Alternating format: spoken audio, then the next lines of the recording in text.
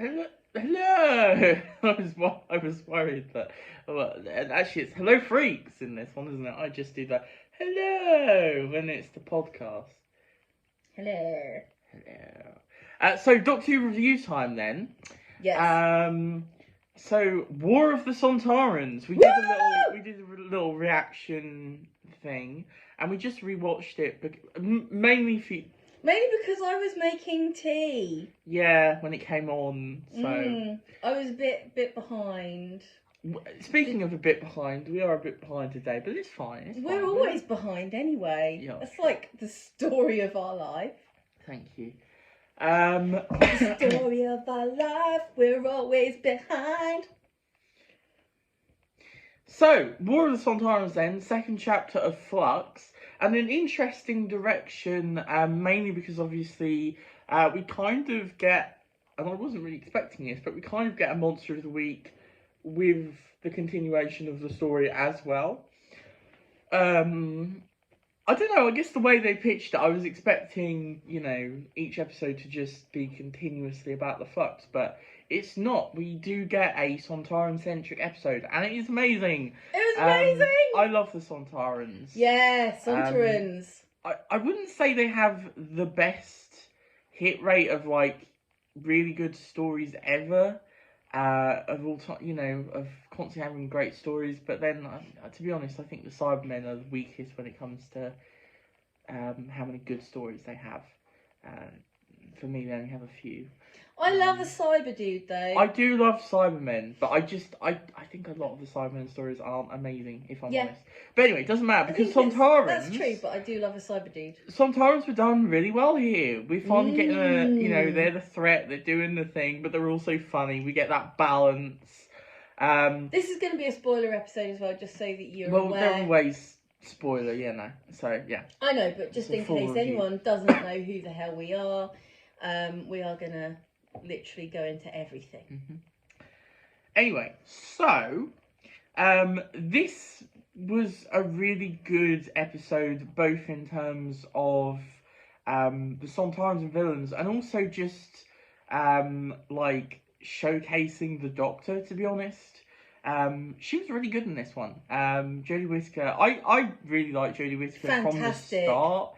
But in this one, she really pulled out all the stops. There was some brilliant moments in this. There was some really emotional stuff. You could feel her, the frustrated rage at points. And then the smug sort of, when she knows she's got the Sontarans.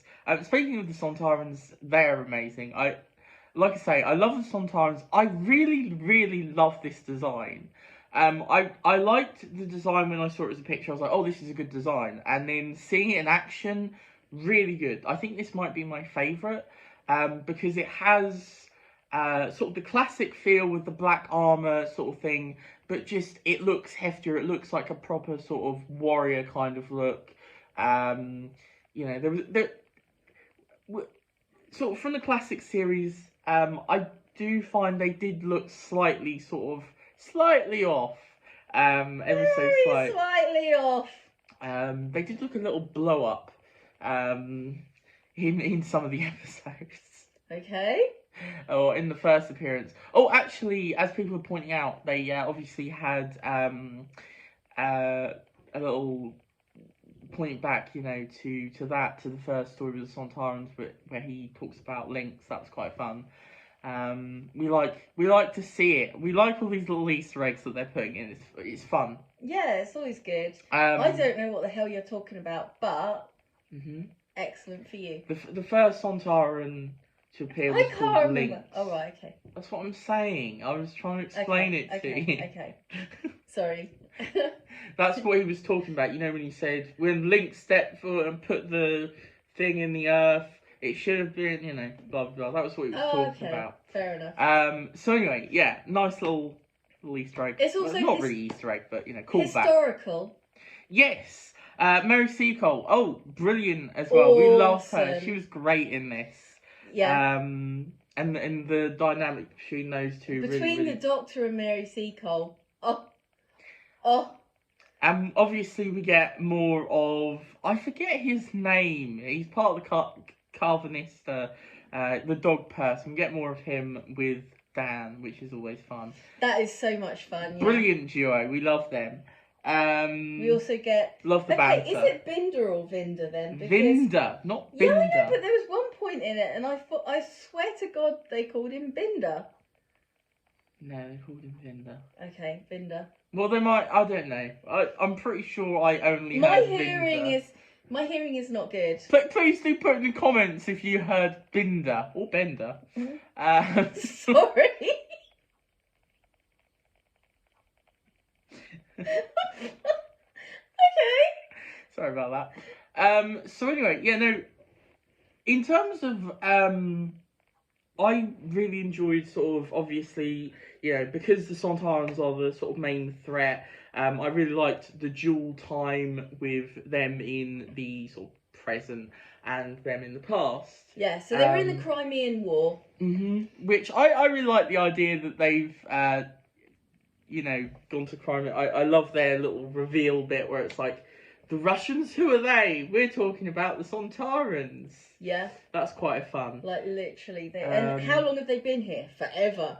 Ooh. Yeah. So obviously we don't just get the Sontarans, but let's stick to them for now. I did enjoy our, you know, the Sontaran characters that we got. We got the one who was in bed, who was healing basically. Mary C. Cole had was trying to look after him, and he was like refusing. Yeah. So it's like, and then we also to the bed. Okay, now Skak. Interesting no, not name. Scat. I didn't say Scat. Okay. I nearly said Skatch, but no, or Skak. Skak. I nearly said Skak. You thought he was called Skank. Well, I thought she said Skank for a second.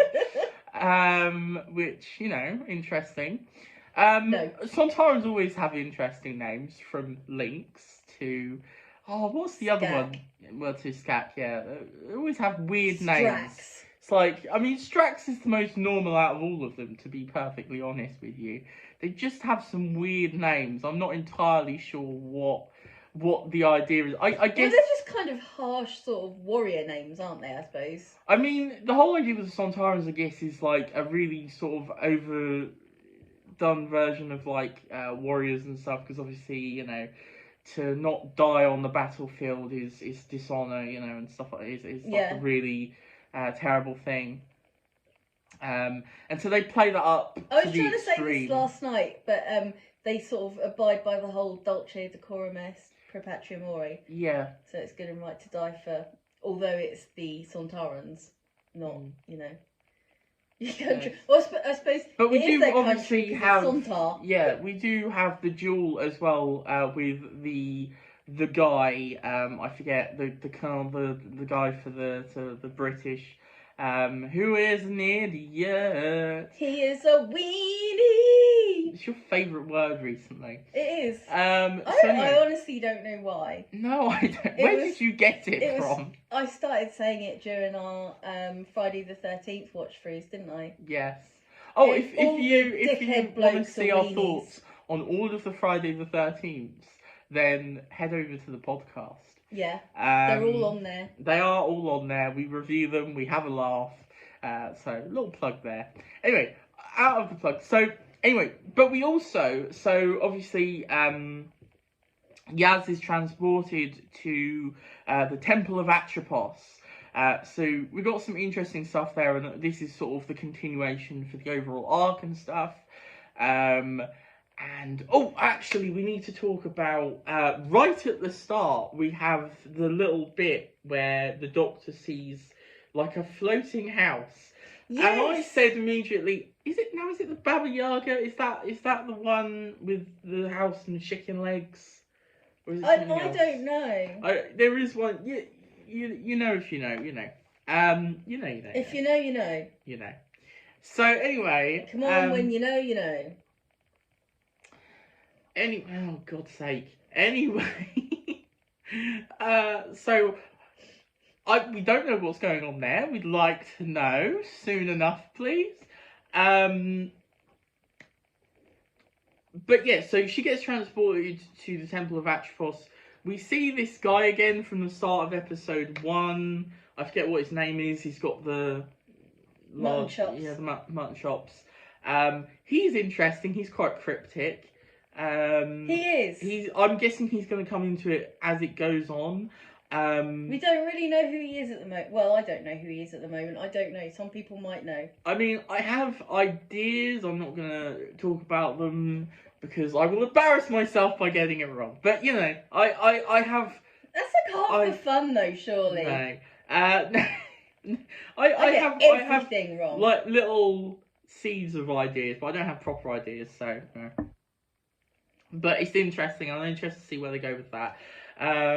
Obviously, so this is on the planet Time, which is interesting. So we have the Mori, who are these beings who sort of filter time, kind of, I guess. They filter it, they keep it in check. Yeah.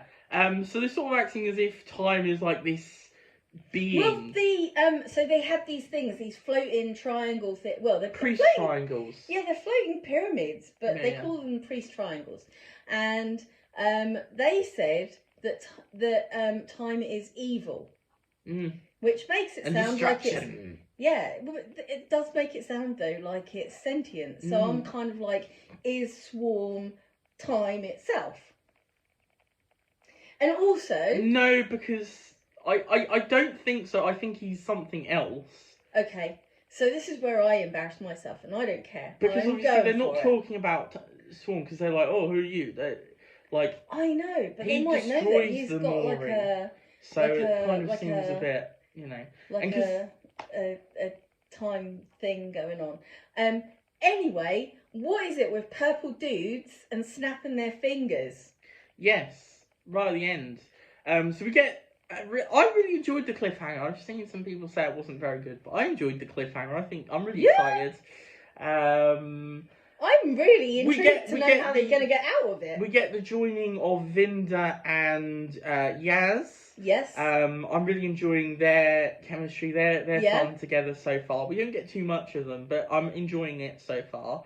And interested to see, because obviously we don't know too much. We're getting little clues about Vinda. We know that because obviously Swarm said, like, you know, he was disgraced, wasn't he? He was disgraced, apparently. So that's why he was on Rose Station. Everyone keeps talking about Rose and Rose Station, obviously. But, interesting. So I'm excited to see where it goes with that. He's obviously he's going to become a major part of it, I guess. Yeah. We also saw Passenger, who we saw, like, little pics. You know, people are taking pictures of the guy. He's the guy in all black with the He's mask. the really big guy. I remember seeing pictures of him and Swarm, I think, on the steps of the museum, I believe. So I'm interested to see... I love these trio of, like, the baddies, like Swarm, Azure... and Passenger, and they look amazing. They do. I love the look of these Their guys. design is so good. We get a proper feel for Azure in this one, because we only got a little bit. Seriously, they look like they should go to the Met Gala. Yes. We only got a little glimpse of Azure last time, because obviously she was in a human body. Not entirely sure what that was about, but we shall see. So we get proper... I really like those... out. Yeah, I really like those... that duo. I find them really fun. Yes. They do delight in their evilcy. Again, though, like I said this last time, I'm hoping it continues to sort of, I mean it will, but unveil their motives and stuff and see a little bit more, because at the minute we're just getting them like time destroying people, kind of like turning people to dust. Constantly doing a Thanos, basically. Yeah. So I'm liking them, but I need more to really sort of be like, oh yeah, these are great villains. But I'm liking what I'm seeing so far. But it sounds like there's some kind of thing where, because they said they've been to the temple before. Well, they've had fights with the Doctor before as well, but she can't remember. But she can't remember them. So the whole thing is really, I mean, it's really intriguing. I think. Also, I mean, this episode was an hour long. It really didn't feel like it, and it was really, really funny as well. There were a lot of really good funny jokes. Oh my god. We have to talk about Dan and his parents when he turns back up in Liverpool and his walk. Yeah, when his little run turns up back in Liverpool. Yeah, and the docks have been taken over by the aliens, and he meets his parents, and it's just high comedy. I love the family dynamics in Doctor Who. I do feel like I should translate or something for like American audiences, because obviously there's quite a lot of slang in there. You know, looking for the period and stuff like that. Yeah, it's just like it's quite amusing, and obviously, where is it that the bloke who found out about how to attack the Sontarans was? Oh, I can't remember. He was a drunk bloke with a mallet in somewhere that place. And they're like, So anyway, no, I really, really love this. I'm really excited for the next episode. Yes. It looks really intriguing. I think this is going to be a full-on, just big, arc-heavy episode. It seems. So it's called Once Upon Time. It's got cyber dudes and also weeping angels. There's a little glimpse of weeping angels, and the next one after this, episode 4, is called Village of the Weeping Angels, I think, and is a weeping angel centric episode. Oh my god! It seems so excited. Seems for like that. That's actually going to be. I really hope that's going to be a Monster of the Week episode. I'm excited for it. So the next one, I think we're going to get a lot more details of what exactly the flux is and what the villains are doing, and some new information, obviously, and probably more questions. Really interested to see, because we've got a little bit of a glance of a new character as well that's about to come into it. Yes, and I'm interested to see who this is. I